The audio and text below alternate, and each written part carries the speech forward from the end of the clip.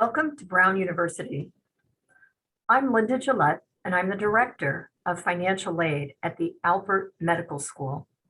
With me today is Josephine Okanola, our Assistant Director, and Giselle Fernandez, the Financial Aid Counselor. The AMS Office of Financial Assistance assists graduate students in master's programs that are under the umbrella of the Biomed Division. Some programs are 1 year in length. For example, the Master of Science in Medical Sciences or the Gateways program. Other programs require 2 years of enrollment to complete the program. For example, the Masters in Medical Physics. The aid application and eligibility process for both programs is very similar. The cost of attendance will vary from program to program, as will the length of enrollment. But we'll walk you through the process step by step in this presentation.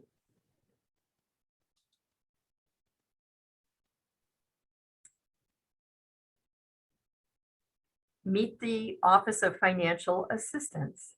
Josephine Okanola, our Assistant Director, manages the master's program. So you'll work with her very closely through the aid application process.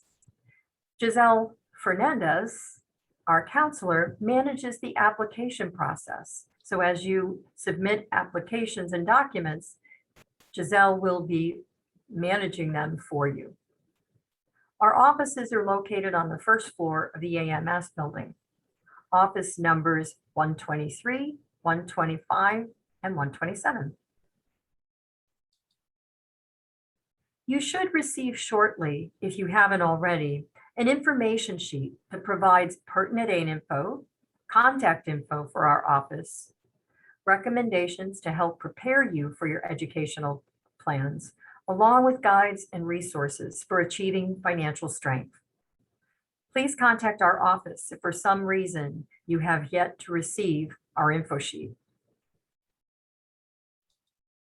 Please refer to our website as well for information about applying for financial aid and the cost of attendance of the program you wish to apply to.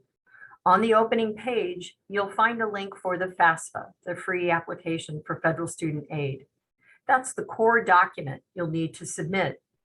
There's also a link to the cost of attendance for your program on our website. In the next few slides, we'll demonstrate the navigation of the website. If you were to click the admission field at the very top of the screen, scroll down to the application requirements, and under the tuition and financial aid tab, you'll find the link to visit the financial aid site. From there, excuse me, you'll be redirected to our financial aid web page for Med Masters programs. Each year, when the cost of attendance is finalized, we'll post the updated versions. We'll provide the unique cost of attendance for each program as demonstrated in this slide. They are usually finalized in March.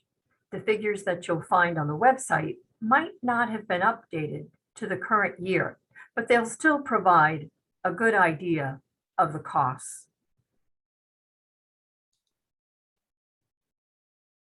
So let's review the cost of attendance. We'll be using the Gateways program as an example. Keep in mind, this may not be the current year's version. Included in the cost of attendance are the fees charged by Brown. The tuition will be unique to the program in which you are enrolled, based on the number of courses you're required to take each year. All full-time Brown students will also be charged for using our own health service facility. So a health service fee is charged, along with student activity and a recreation fee as well. In addition, all Brown students must be covered under a medical insurance plan.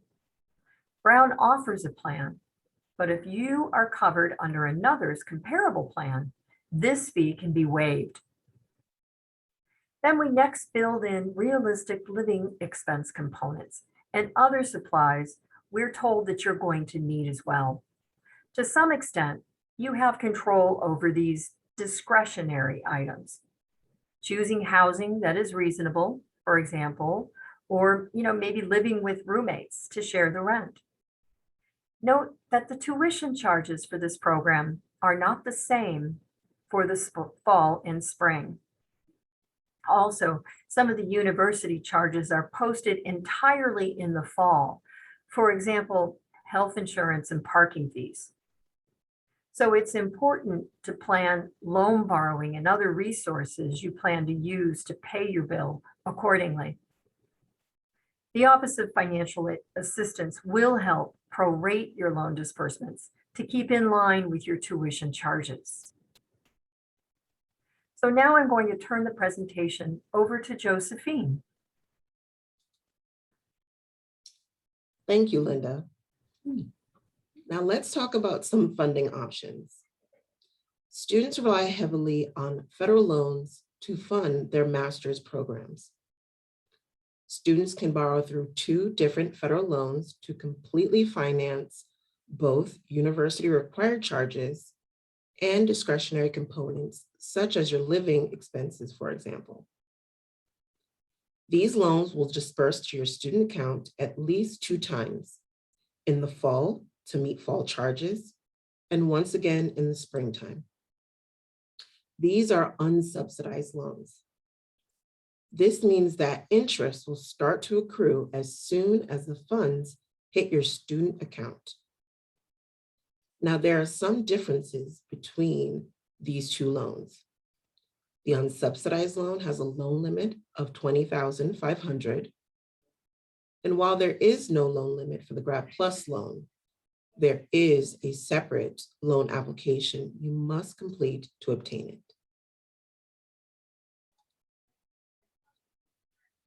And here we have a picture worth 1,000 words.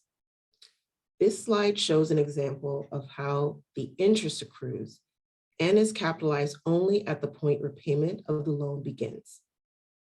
An important note, the interest accrues simply, it is not compounding. So in our example, we have the principal balance borrowed during school and the interest which has accrued while in school. Think of these 2 in 2 separate buckets. At repayment, these 2 buckets will now become 1, creating a new, larger balance.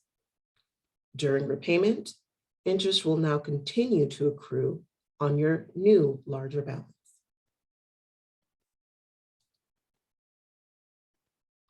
Now, how do applicants get in line to access these funds? Start by applying for the FAFSA at studentaid.gov. There is no true deadline to submit your FAFSA application, but we do encourage applicants to have their financial aid in place about a month prior to the start of their program. Be sure to complete the FAFSA, which corresponds with the year you plan to matriculate into your program. For those applying in the 21 application cycle, you will complete the FAFSA for the 2022-2023 academic year. Also include the AMS school code E00059 before submitting your application. Students may explore alternative loan options to finance their education as well. We encourage students to take a look at Fast Choice, a private marketplace where you can look into various loan options that are available to you. There's a link to Fast Choice available on our website. Be sure to consider all your funding options with your family before making a decision on how you'll pay for your program. Here are some links which are located at the bottom of our welcome page. And these are some of the resources we've discussed today. The AAMC has some wonderful tools which will help you gain a better understanding about financing your education. We encourage you to start learning about loan borrowing, whether it is for federal funds or private loans, to ensure you make an informed decision when it comes time to accepting your aid package. Here we have listed some additional contacts in financial services who can help address questions you may have about billing and your student account. The loan office can address any general loan questions about receiving loans, completing loan requirements, and making loan repayments. The bursar's office is responsible for billing and collection of tuition and charges. Their office operates by caseload. Therefore, your bursar account representative is assigned to you based on the first letter of your last name. We hope you found this presentation helpful, but always remember that we in the Office of Financial Assistance are here to help you along the way. Thank you for your attention, and we wish you all the best in your pursuits in your educational endeavors.